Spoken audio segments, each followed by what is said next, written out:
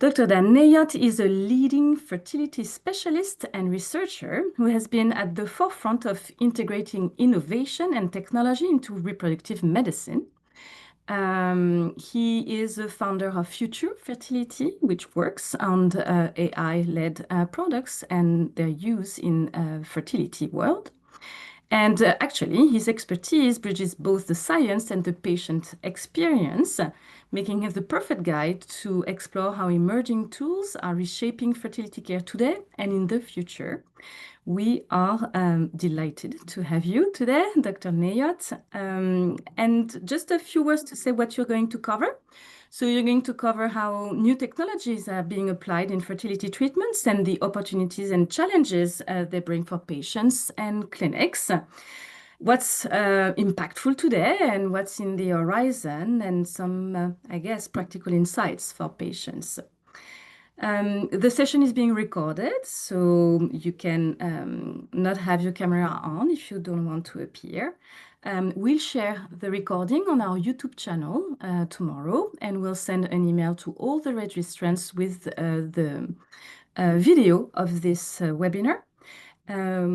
If you'd like to ask questions, Dr. Nayat is completely open that you do it along the way. So you can ask questions anytime, post them in the chat, and I can ask them for you. It's up to you. And at the end, we'll have a more formal Q&A session. But please remember that it's only educational and it doesn't, the webinar that we're having today doesn't really substitute for personal or medical advice that you might want to seek. So thank you so much, Dan, Dr. Nayat, for being with us today, and the floor is yours. My pleasure. Thank you, Isabel, and thank you, FFF. And we saw each other quickly at CFAS, but it's amazing to see how much you guys have grown and evolved, and thank you for what you do. I'm hoping this is interactive. It's a lot more fun for me and a lot more fun for you. And I usually get my best ideas talking to people. So I hope you will stop me and ask questions or challenge me on anything you see. But I have the honor of talking to you about something I feel really passionate about and I really enjoy, which is AI and fertility. I once heard someone say something really funny, and I've been stealing it since. This woman, actually, she presented at CFAS, Christina Hickman. She's amazing. And she said she has so many conflict of interests that she has no conflict of interests. And that's how I feel. I'm both a physician, I'm a co-founder in startups, I'm an advisor, I'm an investor. So I do like this stuff very much, but I'm very transparent where my biases lie.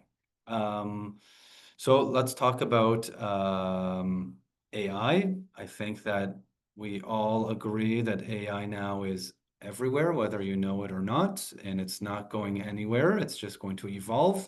There could be some rocky roads along the way, but there's no way that AI isn't going to be part of everything you do every day. The way I see AI, I just want to break it down. There is data AI, like what we're used to with ChatGPT, like what's the best restaurant to eat on a Friday night with 4 little kids. And there is visual AI, like here is an image of a rash on my arm. Is it a spider bite or is it an infection? So that's important when you guys are thinking of AI to separate it. And I talk about narrow AI and like general AI. Narrow AI is what you're going to see now so far in fertility, which is like a specific task. Like, what was this AI built to do? And that's what it's supposed to do. It's very narrow, whereas general AI is kind of like much more broad, where it just is coming. Okay. I believe you use this all day long. You just may not know that you use AI. So some of them are like every time we finish a great show on Netflix, somehow it knows that I want that next show because it's coordinated, and same with Spotify and Amazon. They always get me to add one more thing to that checkout aisle because they know I need it. The voice assistants, I'm not a fan of Siri, but a lot of them are getting more advanced. We use Maps every day, and I don't know anybody who doesn't use ChatGPT or some version of it already. Isabel, do you use ChatGPT or a different one? ChatGPT every day, and I used it so much that I had to do the paid version because I was maxed out at 10 a.m. in the morning. So Exactly. So, yeah, lots. Yeah, it's hard to go back once you start. Yeah. Um, I want to say a few things. So first of all, when we think about AI, I think because I'm going to tell you what I created and what I think Canada is on the map for now. Whenever anybody creates AI, it's always what is the narrow task? What are you trying to do? It is always input. What is the information? And it is always output. And can you correlate input to output? And that's the way we sort of look at AI, and we'll talk about that in the fertility world. But let me put it into milestones. So one of the reasons I became a reproductive endocrinologist is that I was looking at all the specialties and I thought, oh my God, fertility is so new. Like 1978 was the first IVF baby. There's going to be so much innovation. And I felt like we've been treating pneumonia the same for a long time. And so I was really excited about this field. And if you look back at it, you got to zoom out and you look by decades. We have grown tremendously. Like, I don't know if you guys saw the Joy movie in Netflix about Louise Brown, who I actually saw on her birthday this year in Mexico, which was pretty cool. Um, but it's changed a lot. It took over 100 attempts before one IVF was successful. And just so you know, it was like one egg, it was laparoscopy, it was a crazy story. And then we discovered drugs so we can stimulate, get more eggs. And then we learned how to grow these things beyond like day one or day two. And then we discovered how to put sperm and egg together. And now we can grow into blastocysts. And then the whole freezing and thawing came along that changed the whole thing because before, if you don't use it now, you have no more opportunities. And then egg donor became an option and sperm donor became an option. And then PGTA, and then we saw time lapse. But if you go around speaking to people now, it doesn't feel like there's any major breakthrough. Like no one has solved how to reverse menopause. No one has solved how to make egg quality better. Nobody has solved, even IVF success rates have kind of plateaued. But what you keep hearing now is AI and machine learning. So I feel like this is the big milestone of this decade, but it's pretty early. I'll pause. Thoughts, questions? Would you guys add something else into these milestones? No? Yeah, I have a question for you. Yes, yes. You just said that the IVF results are plateaued. Do you feel that with AI, it can bring it to the next level? Oh, that's such a good one because IVF success really depends how we talk about it. So Mhm. there are people in the world talking about come to my clinic because my success rates are fantastic, incredible. And I'm not saying that's not true, but we always wonder if is that because we're talking about only under 35 Mm. first embryo transfer that's 5AA and euploid with a perfect lining who's only been trying for 6 months. Well, Mm. that's going to be a very high success rate or versus, so it really depends how we define success. Um, do I think AI will improve it? I think where people are talking about that is in the embryo selection. So, Mm. but if you have no embryos, that's not going to improve it. There's nothing to choose from. If you have one embryo, that's not going to improve it. You have one embryo to choose from. If you have one amazing looking embryo and one low quality embryo, you probably don't need AI to tell you that your 5AA is better than your 3CC. So probably it's only going to help when you have a whole bunch of similar graded embryos. But um, the way I think AI can help with success rates, I when I think of success rates, I think of either raising the glass, how do we make it better, or raising the floor, how do we prevent more bad things? So, we all hear these horrible stories where like I got triggered at the Pepper! oh, No, um, I will mute I her. got I got triggered at the wrong time, or they chose the wrong embryo, or I think it's going to prevent the obvious bad stuff, and that will increase the overall average. But I would not say yet that AI improves outcomes because it doesn't change a lot of things. Although you can argue, well, actually, it's a good segue. So here, when I started dabbling with AI and fertility, I sound like a grandfather now, 6 years ago. Um, and the first conferences, it was like, oh my God, somebody used AI to do this. And somebody used it. And now, like, AI has been applied to anything you can think of already, whether it's like, let's pick the best dose for you based on many variables, not just your age and your weight. When do we trigger? Is it today or tomorrow? Better than the doctor, because the doctor is subjective and can't remember the last 5,000 cases perfectly. Um, we'll talk about egg and sperm evaluation and selection, embryo evaluation, but I've seen AI applied everywhere. This is now in the IVF world. I would say one of the most creative things that I've seen came out of Harvard, where they took pictures of embryos and then they took it away and then they brought it back and they were able to correlate it with the embryo, almost like a facial recognition as like one tool to prevent mix-ups and stuff like that. So it's pretty Oh. cool. So there's like very amazing applications, but you got to build it specific for the question. So some people are working on AI and blastocysts to figure out if it's more likely a male or a female embryo. Some people are working on which two embryos to choose so that you only get one success, like double embryo transfer and things like that. What have you guys seen out there that you think is exciting? In AI, you mean? Yeah, AI and fertility. But nothing, to be honest. I was looking forward to this talk because Yeah. Well, I'll tell you, I'm going off script here, but I'll tell you one example. Sometimes the news is obviously not the same as the science. So this maybe a few weeks ago, there was a story how AI was able to find a sperm cell, and that led to a successful embryo, and that led to a success. And this is a couple who's been trying for years and years and years and years. Okay.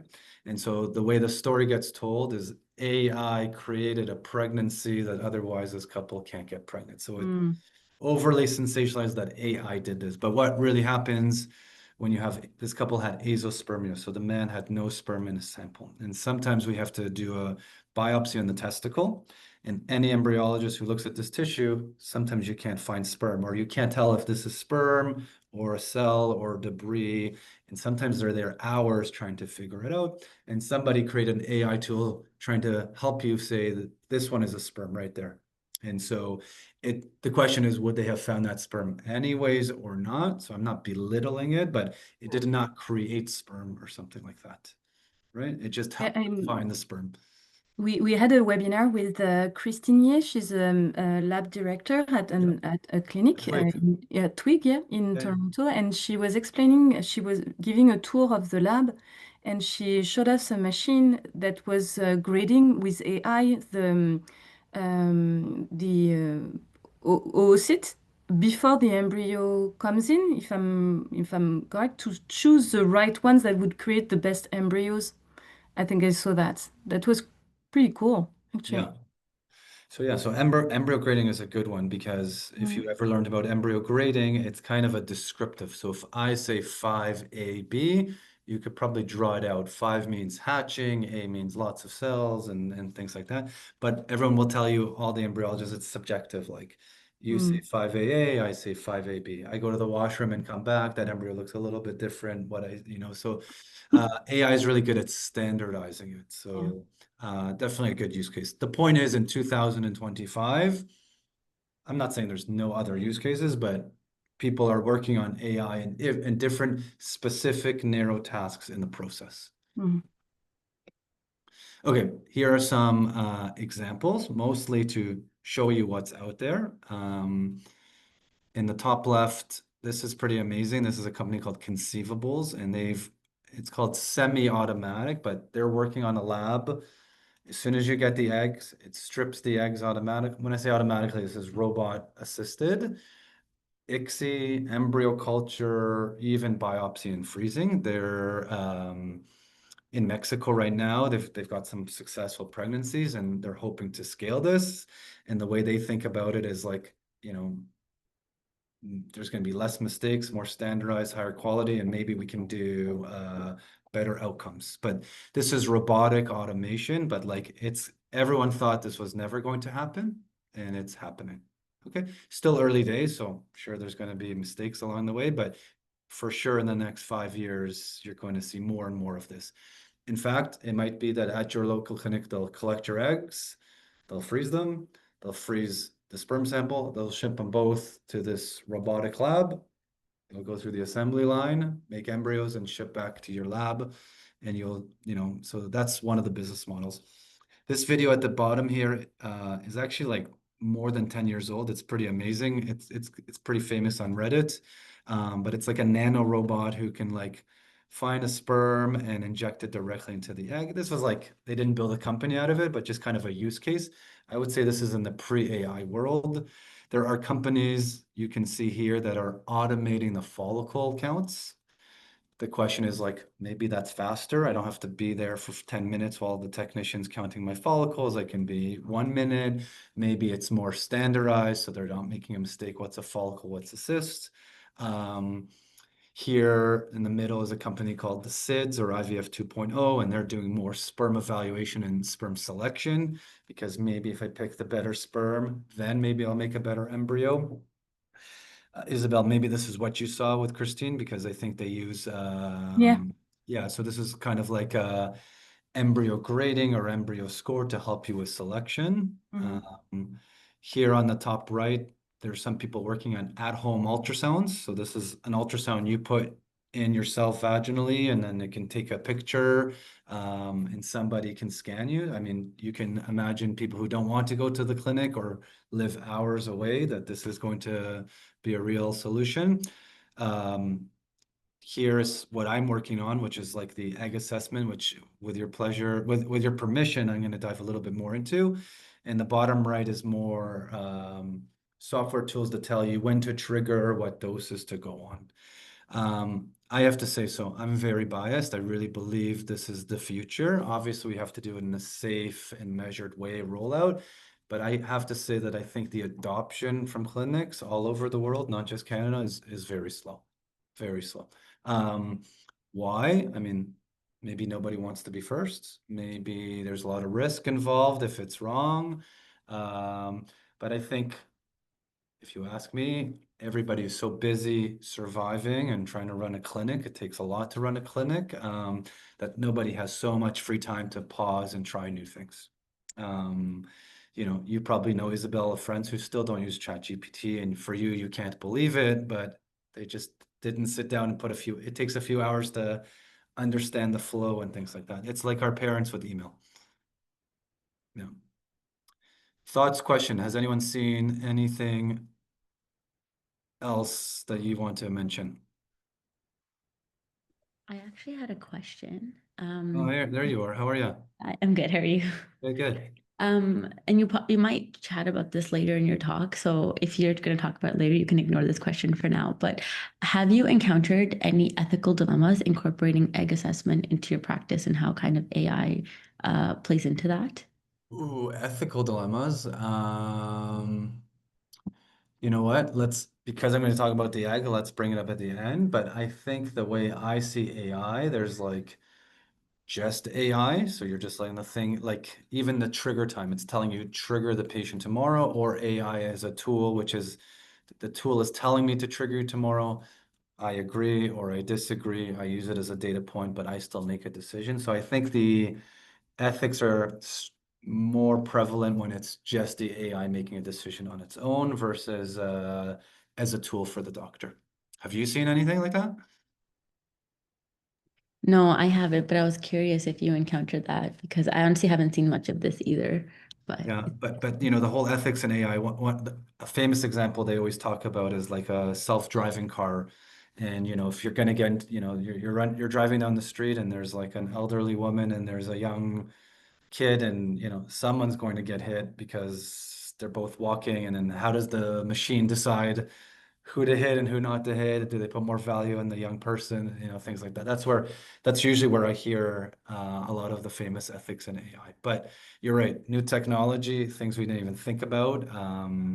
So definitely ethics going to be a big part. Okay, let me tell you why I'm obsessed with the eggs. Um, Throughout residency and fellowship and as a doctor, I just couldn't believe there was no egg scoring system. There are embryo grading scores. When we look at someone's lining, we talk about their thickness and pattern, but there's no egg scoring system. And I just thought somebody has to create an egg scoring system. Um, And the truth is, there isn't one because we cannot, even trained embryologists, they can comment on the egg. They can comment about the shape and the color and, sort of dysmorphism, but nobody can sort of say this for sure isn't going to work and this for sure. This is a good example. Can you tell which egg is high quality, low quality? I can't, but I could tell you what happened to them. The one on the left turned into a nice quality embryo and the one on the right didn't fertilize. If you were someone who froze their eggs, you wouldn't have that information. You would just have information that you have two eggs. And the embryologist might sort of say, I don't see anything unusual. I just couldn't believe that. And I thought my big thesis was if there was an egg scoring system, every egg in the world would be scored, just like every embryo in the world is scored. Every embryo anywhere in the world is scored, whether even if you're discarding it because it's low quality, it's a 4 cc and your lab doesn't, that it's graded. Even if you're freezing it, even if you just have, some people say, what's the point of grading an embryo if you have one embryo? It's either going to work or it's not going to work. But of course it matters. The patient needs to know, is this a 6AA or is this a 4BC? You need to counsel the patients. You need it for quality control. You need it for research. So the thesis was if there was an egg scoring system, every egg would be evaluated. The problem is we can't do it with our human eyes. What we call dysmorphism of an egg has not been consistently seen as better or worse. And so we thought this would be a perfect thing to solve with AI. And that's what we tried to do starting 7 years ago now. But just a comment about egg quality, because everybody talks about egg quality all the time. That word gets thrown around, but there's no actual definition for it. I loosely define it as the egg's potential to become a baby. So if you were 45 years old and you did IVF and you got one egg and it turned into a baby, I would say to you, you're a 45-year-old with great egg quality. That's great. But it's pretty loosely defined. It's about the outcome. Okay. We don't have any clinical tests. AMH is a measure of quantity, your follicle count is a measure of quantity. We don't have a blood test or an ultrasound to tell someone if their egg quality is, average, good, or poor. We use general statistics, which is female age. That gets hammered to all of us all the time because generally that's correct. So as you get older, egg quality and egg quantity go down. But what you will see in the egg freezing world is they don't have much information other than their age and the number of eggs that they have. This is an important one, so I'm just going to pause thoughts or questions on egg quality.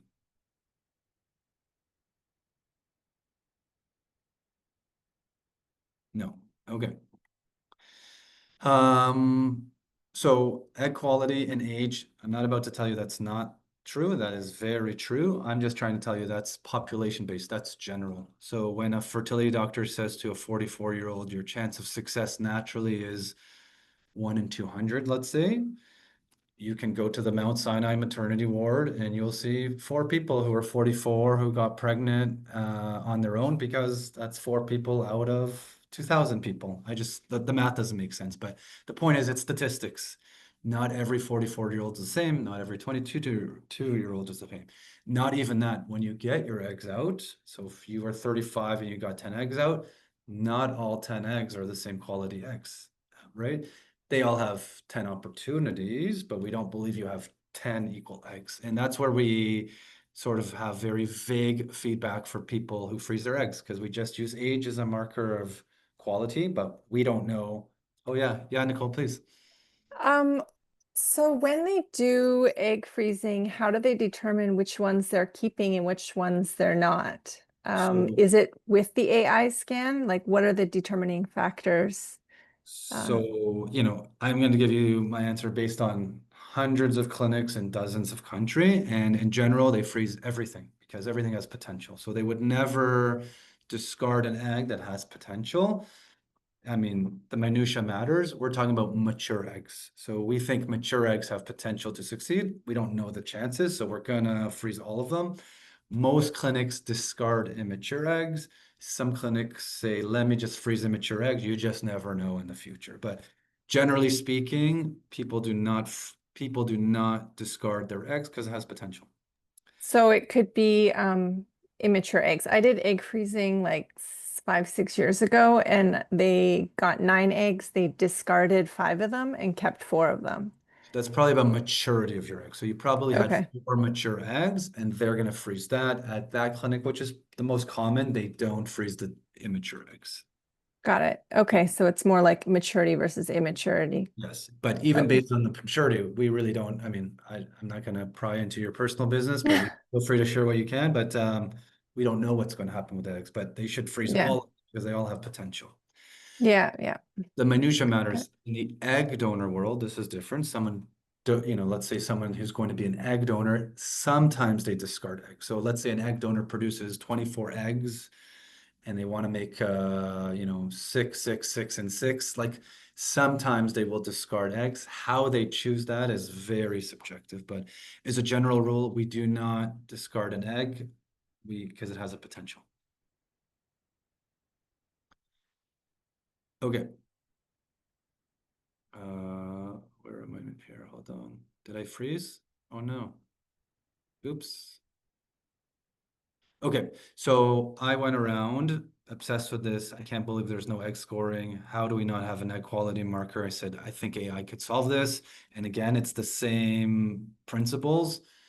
Get lots and lots and lots of images of an egg. Find out the outcome. So the more, fertilize, blastocyst, PGTA euploid, implantation. So pick your outcome and then use, best AI practices to try to correlate those things. So to me, egg quality meant the reproductive potential of the egg. So if this egg was more likely to fertilize, more likely to become a blast, then in theory, it is a better quality egg. And that's what we did. And so we created 2 tools. One's called Violet for egg freezers. One's called Magenta for egg users. So someone going through IVF. And I'm just mostly highlighting this because this is Canadian. So we're proud of ourselves. And we have over 150,000 images. It took us a very long time to get that. And we are in 10 Canadian clinics so far, in over 200 clinics around the world.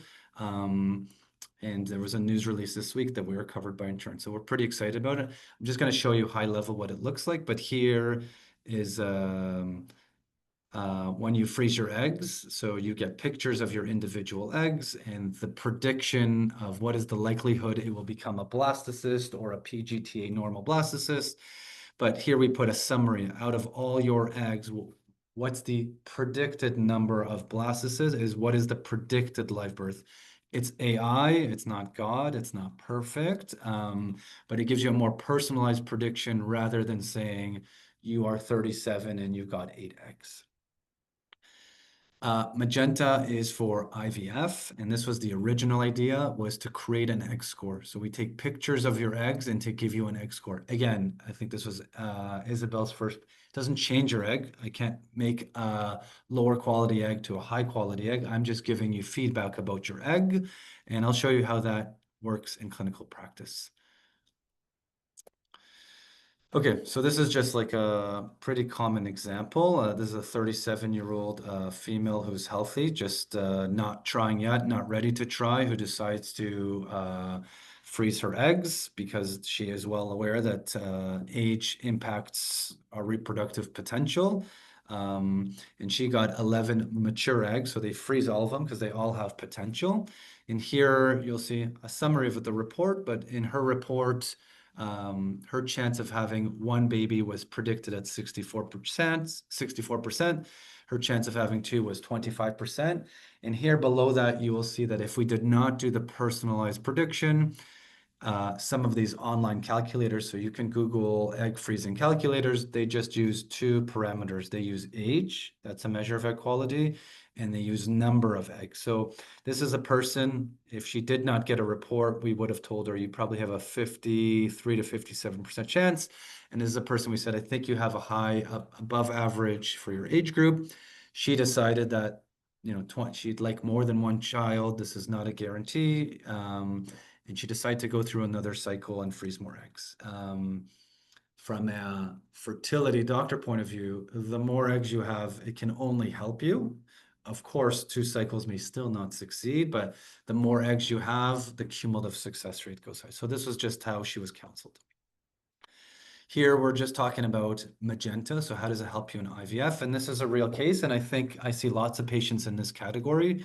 So this is a 26-year-old patient who's never been pregnant, who's otherwise healthy. And when they did the whole workup, they saw lower sperm quality is the one big flag. And so we call this male factor. We say, you're young, you're healthy, it's just a sperm issue. So that's great. And we usually, if sperm's good enough quality, we'll try some IUI cycles, intrauterine insemination. If it doesn't work, we move on to IVF. But this is someone, whatever clinic she goes to, would be considered a good prognosis patient. We think your problem is the sperm.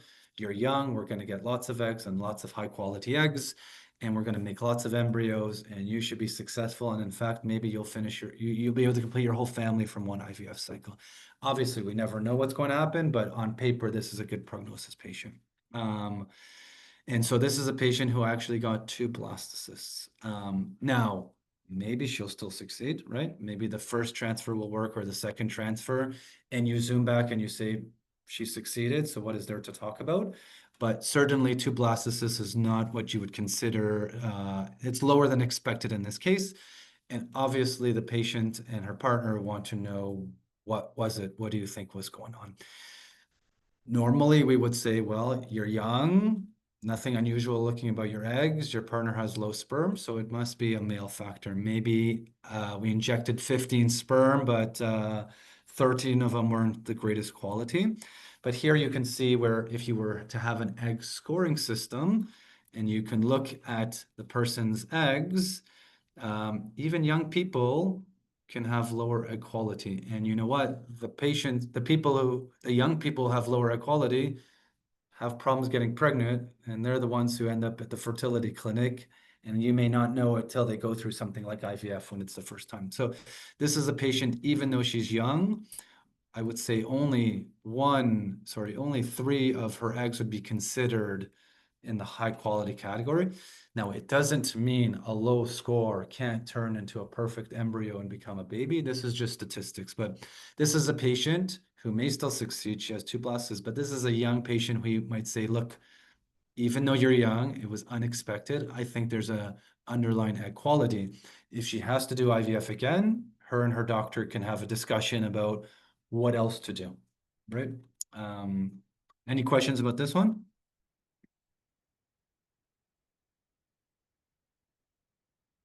No? Okay.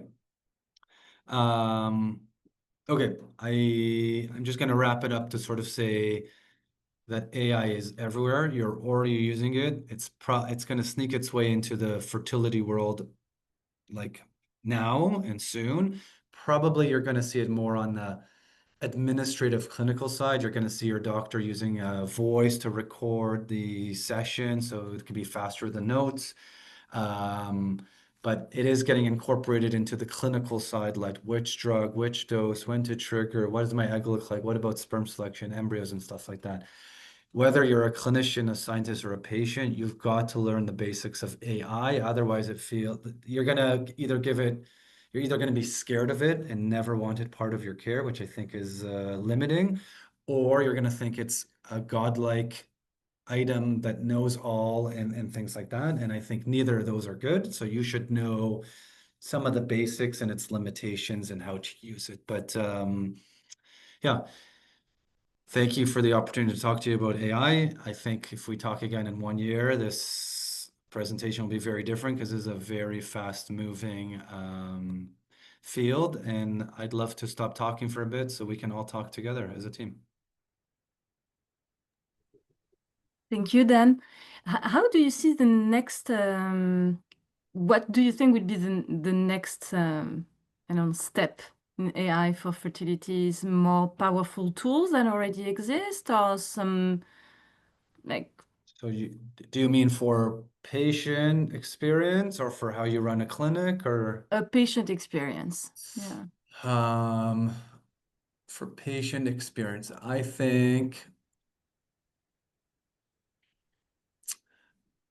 the easiest, lowest hanging fruit for patients is I don't think patients have all their information about themselves. Like, I don't even know what test I did. Like, now I see a lot of patients, they're like, can you please send me your consult note and all the results? And I know they put into ChatGPT, And I'm fine with that because those are actually my most educated, informed patients, right? And they might say, hey, Dan, you forgot to check my tubes. I never had a tube test. And I'd be like, oh, how did you know that? That's smart. That's, I didn't do it on purpose. That's just an example. Yeah. So I think the best use case for patients now is like listening to the conversation, having notes, figuring out with that, like what might be missing. I mean, most clinics do everything generally the same, but like, I don't know, you might have a clinic who doesn't check sperm till you've been trying for a year, and then you'll find out that that's a bit unusual. You should check sperm pretty early on, right? So I think that's the lowest hanging fruit from the patient experience. Mhm. What do you think? Education. What do you Yeah. think? Yeah, education. Yeah, it's a good one, and yeah, getting more empowered with the tools that we have. I think it's an important one. But also, the clinics. What do you think? How do you think that they will evolve? So a lot of them are using AI-driven tools for, I don't know, donor patient management softwares or. Um, do you feel that embryologists also are more and more open to AI-driven tools for their labs? Do you feel that there is an evolution in terms of mentality within So clinics? I've been in the space for 6, 7 years, which sounds like nothing, but it feels like a long Yeah, time. So I enough. think at the beginning there was this fear, like it's better than me, it's going to take away my power. But now it's more like, oh, it's taking away the stuff I don't want to do or the mundane things, or I'm going to do more high level stuff. But I see the same with the clinicians. The clinicians are much more open to, oh, there's this AI tool that gives me about an X score, but don't tell me which dose to do. I've been doing this for 25 years and I know. And so they have the same mentality. I mean, if you ask me, like the role of the embryologist is not so much a technician, it's bigger than that. And I think the role of a clinician is not just like a protocol creation, it's like listening to the patient and managing them through a very difficult journey. Mm, yeah. Thank you, Dan. Is there any other questions? Oh, I think I didn't talk about ethics. I forgot. Yeah. Did I see an ethical case related to egg scoring?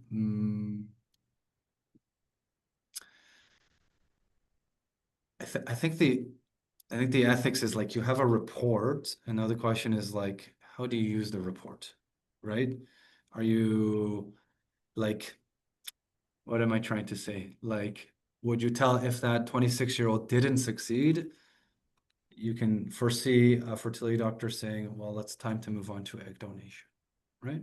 Look at the low quality, whereas most of us would say, no, no, you can't give up after one, and you're so young, and maybe so like I think a tool could be used if somebody used it the wrong way.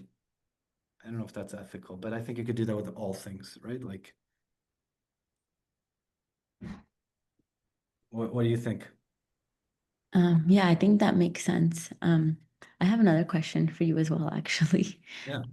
In kind of going through and building this tool for egg quality and selection, what would you say was your biggest challenge in kind of conceptualizing and building this tool over the past few years? Oh man, I'm still going through it, but I'm still having a challenge of fertility doctor. So the egg freezing was pretty straight. Like that was easier because everyone who froze their eggs wanted more information. And they say, are you sure I'm the same as all the other 37-year-olds who have 8 eggs? So there was a clear need for more personalization. But where I'm still seeing a challenge is to explain to doctors, like my thesis is why they would need an egg scoring. They would say, why do I need an egg scoring tool if it's not going to change the eggs? And I'm going to use all the eggs anyways, and I'm going to find out what happens, right? And so it takes a while. It's like an embryo grading. You can say, why do I need an embryo grade if I'm going to eventually transfer all the embryos? I only have one embryo. It's like, it's counseling, it's research, it's quality control. For example, we now have 3 studies. Just to tell you the data on this, we now have 60 abstracts, 6 manuscripts, and 3 book chapters on this technology. But recently 3 outside clinics did studies that showed, you know, this drug versus this drug, the average score of the egg is higher. And so that might give us more insight. So it's been hard to convince people. I'll give you another example. I'm rambling, but I'll give you another example. When you look at endometrial thickness, like the whole world is using endometrial thickness, although there are some set of clinics who don't believe it makes any predictive power. And if you actually look at the predictive power, it's very little, right? But it is hard to undo habits.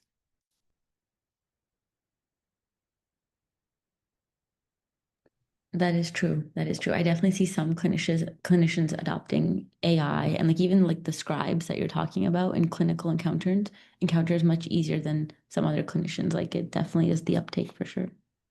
Yeah. And you know, but it also requires you to like put in the hours, and most people don't have the hours Yeah. or don't prioritize the hours. Mhm. Yeah.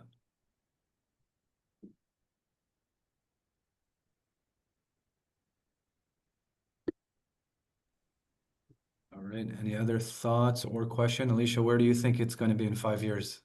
Do you think this automatic robot clinic is going to take off? It's very hard to say. I think based on how far we've come in the last 5 years, I think it's going to blow our minds. But to be honest, I didn't know much about fertility and AI before this, and I learned a lot. And I just, yeah, I'm interested to see where it will go in 1 year and 5 years. Actually, when you mentioned maybe we'd be sitting here a year from now, and things will look so different. In what way, in what direction, like where do you kind of think that we will be in 1 year from now, let's say, to make it? I think 5 years is kind of hard to predict because we didn't really use it the same way we do right now 5 years ago at all. But yeah, where do you think we would be a year from now sitting here? We're doing a ping pong match of asking each other questions. We are. So I think that what we'll start seeing soon is more administrative AI being used, like doctors' notes. The patients will get all their notes and they'll have it all organized and they'll understand more and it makes more sense to them. The doctor will not be typing on their computer nonstop and not making eye contact. I think that's the first wave, but it's been so slow. I still think it's going to be 2 years. Yeah. That the behind the scenes stuff is going to be like slow, but the patient may not even know about it.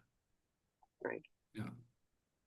Yeah, it's very interesting. You know, it like people always say, like, I don't trust AI, it's going to tell me to do this. And it's like, yeah, but you know, like we as doctors, there's so much, like I tell people to take Tylenol. I don't really know how Tylenol works. I just know it helps you with your pain and your fever and it's safe and things like that. Yeah. We have our own biases, we just don't know it, right? Like I don't, you know, we as doctors, for example, we have like immediate bias. Like if I recently had this really miraculous good outcome in my mind, like that next patient is definitely going to get some of that leftover energy and leftover, let's try this. I just had it work. And that's not the same as like unemotional using data, maximizing your chance. Yeah, and I wonder, sometimes when you use AI, it will reword something that you've asked for, or it will give you information that maybe you didn't ask for, maybe too much information, or it will change what you say. So, how do you think it will have a negative impact I on things, or do you think it will have? I already think like, I'm trying to not be controversial, but tell you how I really feel. I'm being It's controversial. like, I think education is great. Access to education is great. But I think, for example, the patient should educate and then go speak to an expert about this new education. So like, remember for 10 years now, we can get our results online and then we always get these emergency phone calls that this number is in the red and it's a bit low and should I go to the emerge? And it's like, no, let me explain to you what that number means. So like, I think you putting your file into ChatGPT is great, but then you got to speak to your expert about it, not just, I can't believe they didn't do this when ChatGPT said this. And it's like, give them the opportunity to explain themselves. Yeah. So that it's like, it's dangerous without the explanation part. Mhm. But that being said, some of the best ideas I've seen like come from patients. Like they did, you know, I'm motivated to help them. They're more motivated to help themselves. Like, and they come up with like, I saw this abstract. I was like, great, I can't read all the abstracts in the world. Let me read that. Let me get back to you, and things like that. And that's what's going to happen. Yeah, cool. Anyways, thank you for spending your evening with me. And if you ever Thank want you, to reach Dan. out with an idea or question, please do. And my prediction is that in 5 years, you'll see Ima giving this lecture, and I won't be here. That's my prediction. Oh, that's amazing. Thank you Great. so much for this Okay. webinar. It was super interesting. I heard you last year at CFAS. You were the keynote speaker, and you were talking also about that with another physician. Yeah, And Tom. things had evolved since then. So thank you so much for this talk. And a few things about us. So the next webinar will be on October 19th with Blair Wexler-Singer. We're going to talk about sex, intimacy, and fertility treatments because it's a real issue and a real topic that is not spoken about very much. So we're going to tackle that on. So next thing is that our grant application platform is opening next week on October 1st. So if you're interested in applying for one of our grants, you will find the grant application form directly on our website, as well as a guide about what is the process and what are the next steps. And the last thing is Fertility Friends Foundation is organizing a donation drive in November in the course of 25 hours between November 13 and November 14. We want to raise $45,000 and all donations are matched by matching partners. So if you're interested in getting involved in this donation drive, becoming a donor or creating a team and raise funds for us, you can contact us right away through our website, www.fertilityfriendsfoundation.com. And that's all. Thank you so much again, Dan. Thank you for everything. Thank you for having me, guys. Very interesting. And have a good night, everyone. Bye. Thank you.